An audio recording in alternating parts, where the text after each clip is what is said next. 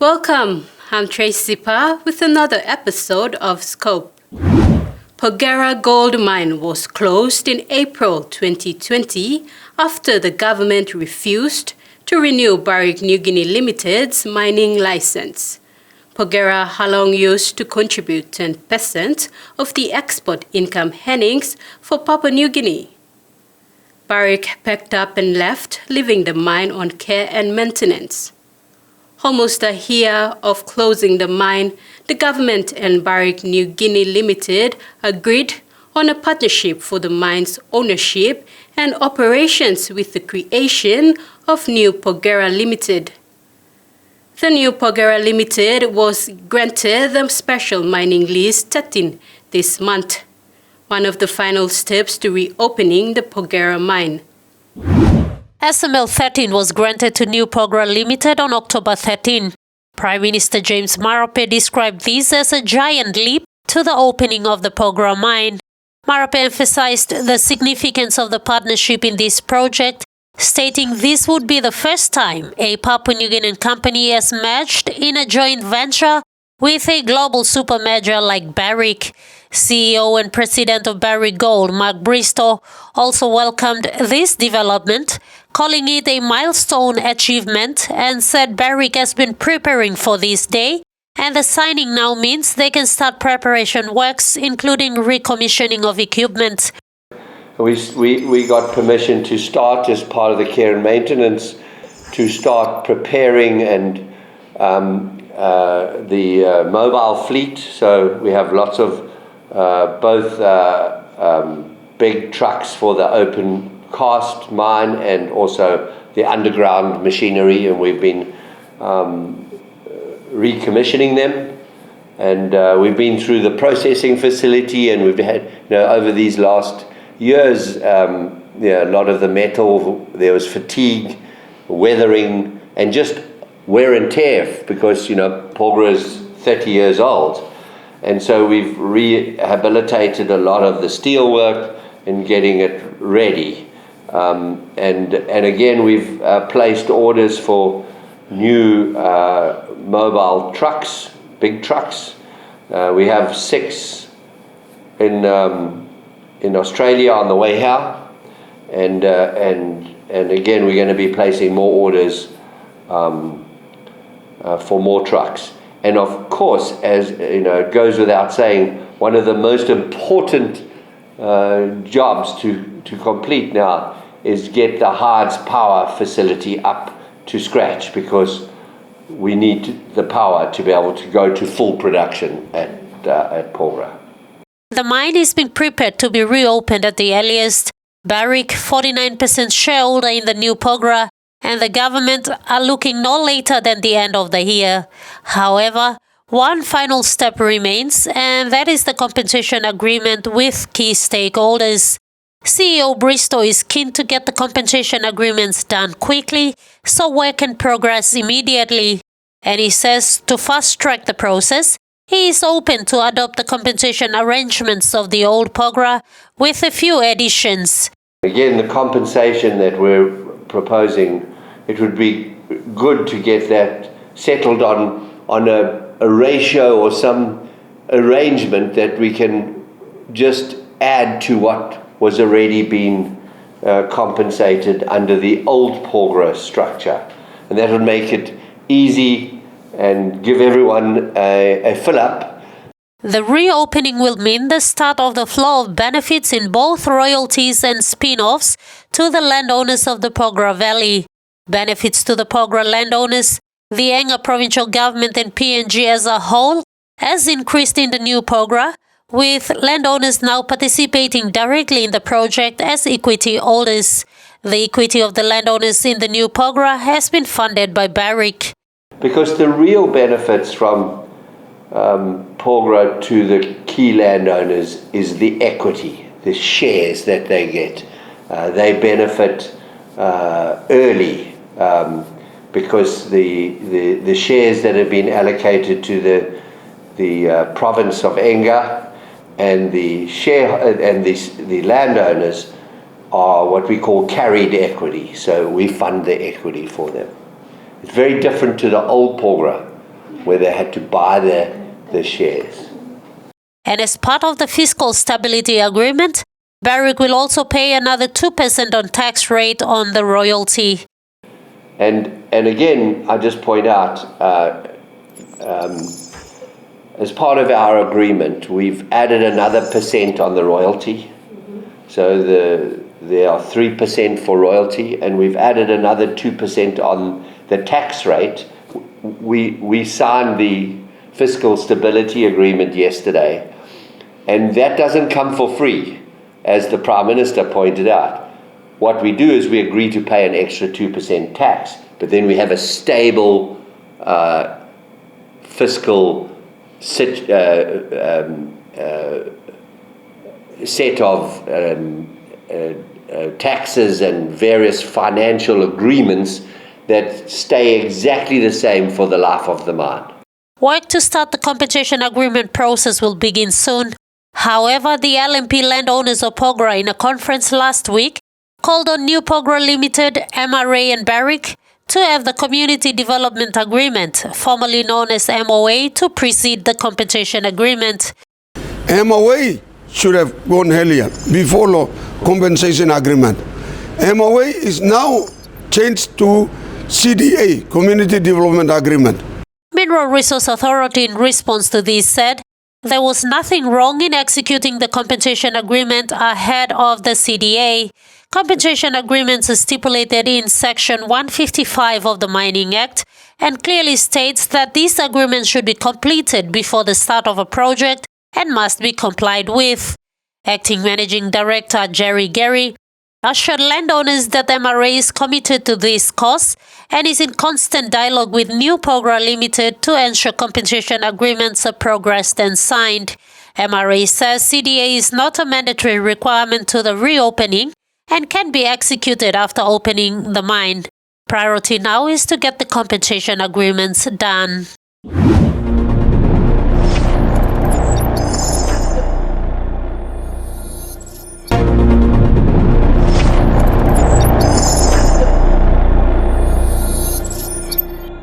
Barrick owns and operates 16 gold mines in 13 countries, spanning from Toronto in America to Zambia in Africa, but Porgera is special to Barrick Gold Corporation.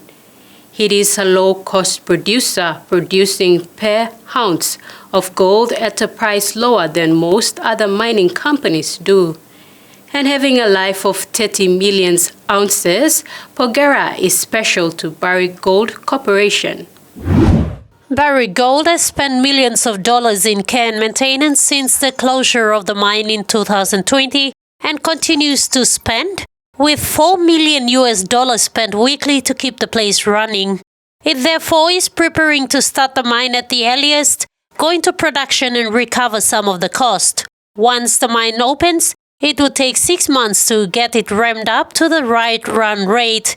The first year of production would be a low production year. The Porgera Gold Mine can produce between 600,000 to 750,000 ounces of gold per year, making it one of Barrick's most profitable mines. At the moment, the life of mine is estimated to be around 13 million ounces. So, if you do the math there too, it's an average is about 600 to 750 per year. Different years are better and some are less, but on average.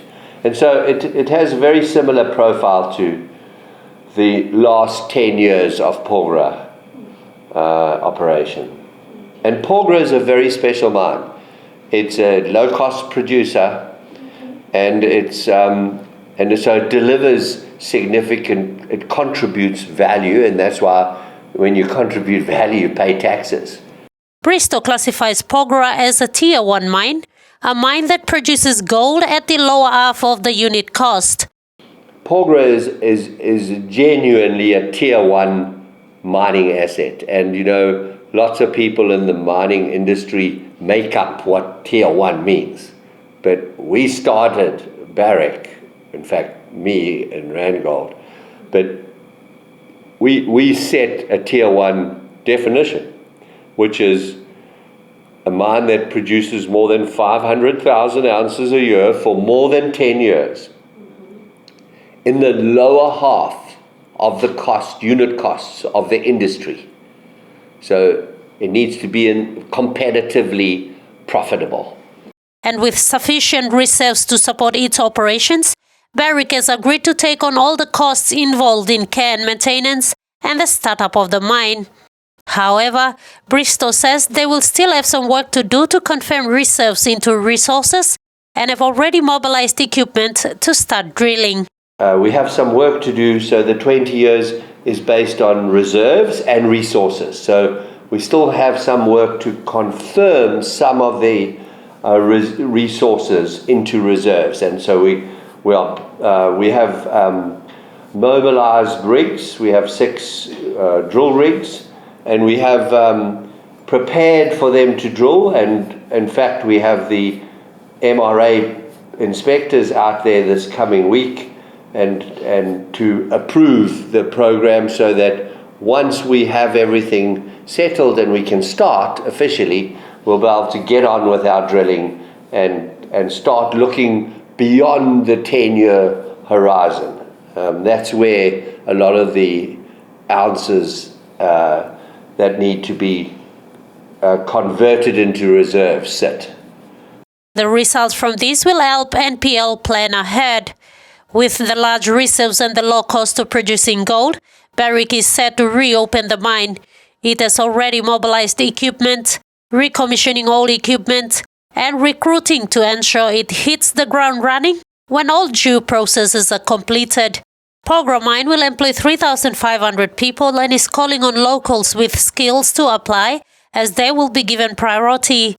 1,500 people have been employed so far.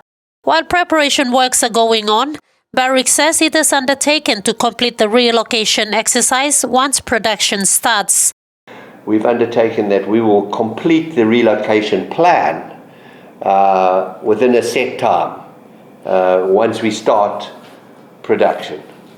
And that's the right way to do it. There's a lot of work to be done. I think also there are always different categories of people who need to be relocated, those that are legitimately impacted by the mine, those that have moved to be compensated, closer to the mine.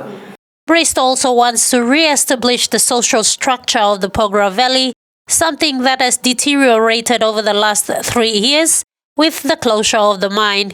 That we work together with the community and that we re-establish the social structure and the Porgera Valley as a village, as a place where people can go and live safely, and that's our objective. And of course we call on everyone within the valley, particularly those that shouldn't be there, to uphold the law and to respect the fact that those folk that are Porgerans from the Porgera Valley have a right.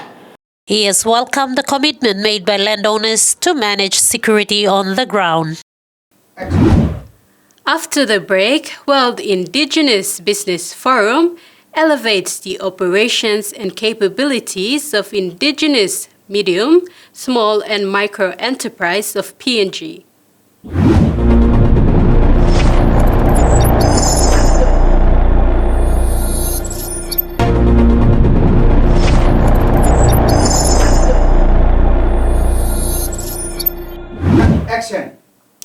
In March of this year, Richard Maro, Minister for International Trade and Investment, announced the World Indigenous Business Forum, PNG 2023.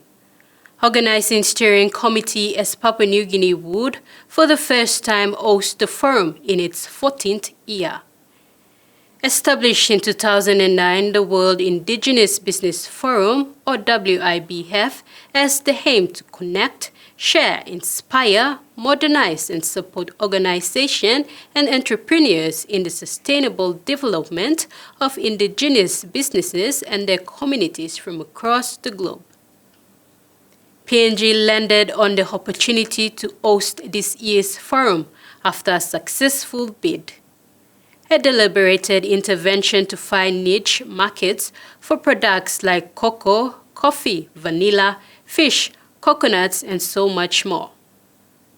The national government, in its support of Papua New Guinea businesses advancement, allocated 2 million kina for this forum.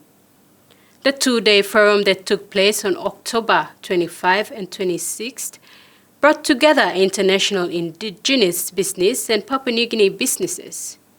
Leading up to the forum, the Minister of International Trade and Investment expressed hope that the WIBF would elevate the operations and the capabilities of indigenous, medium, small, and micro enterprise of PNG, then creating a vacuum to allow new entrepreneurs into the MSME space. The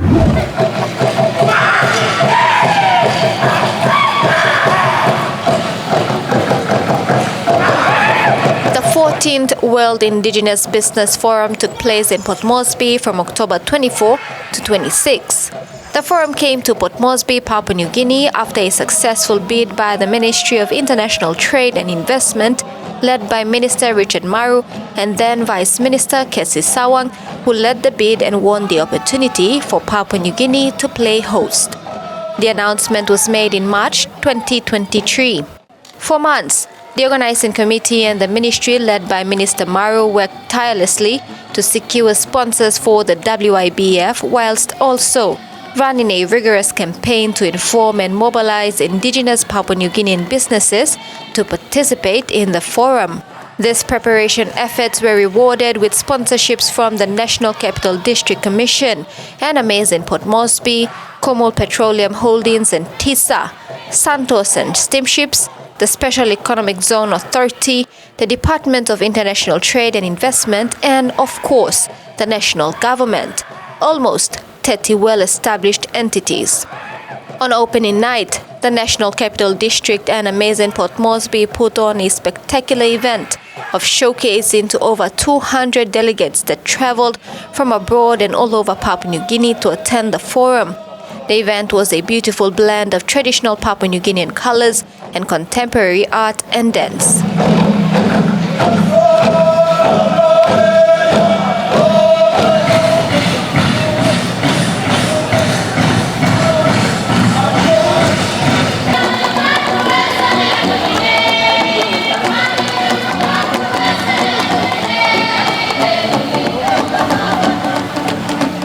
While we are an ancient, traditional, and indigenous city,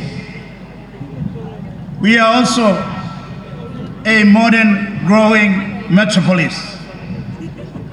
We share our city too with other nationalities, other ethnicities, other cultures, other traditions, other faiths, languages, and history.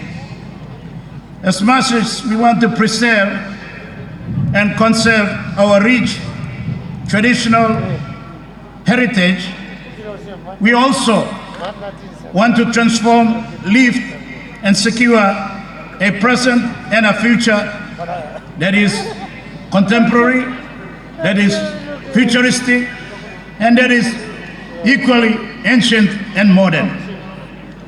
On opening night of the forum, National Capital District Governor Powers Pakop told delegates that preserving and conserving culture is significant, but so is embracing a future of modernization.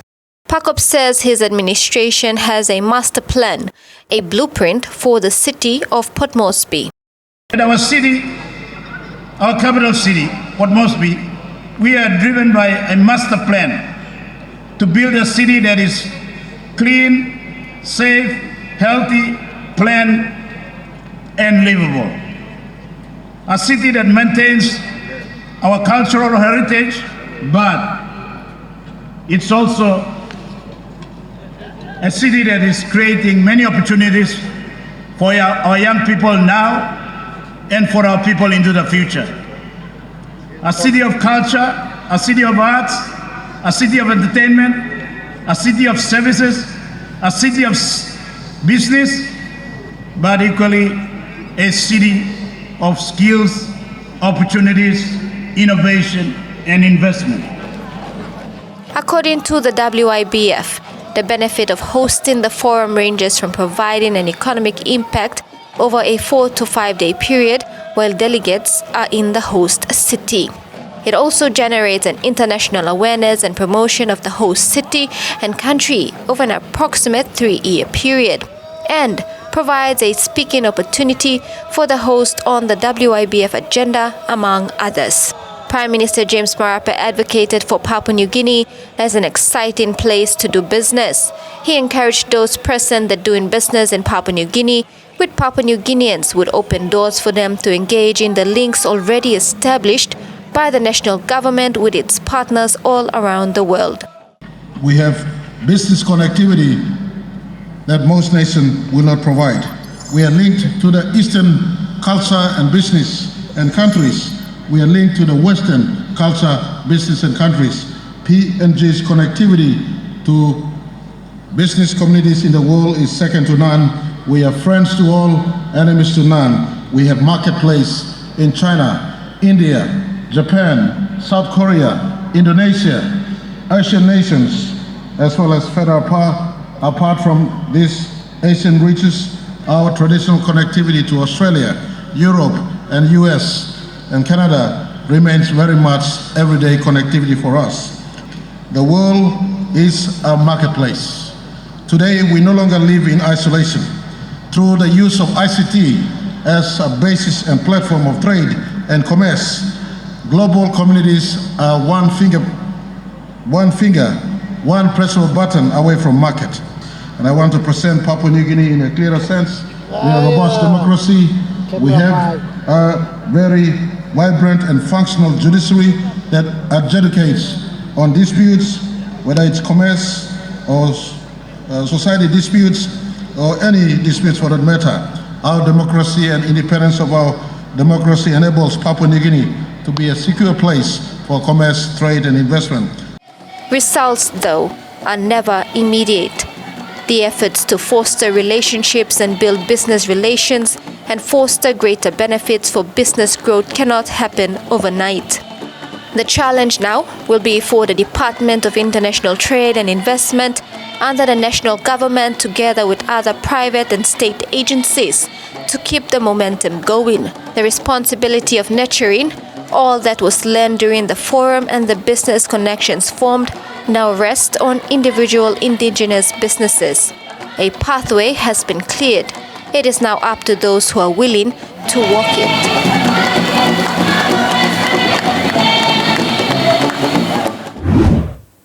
Until next Sunday, I'm Tracy Pa. Good night.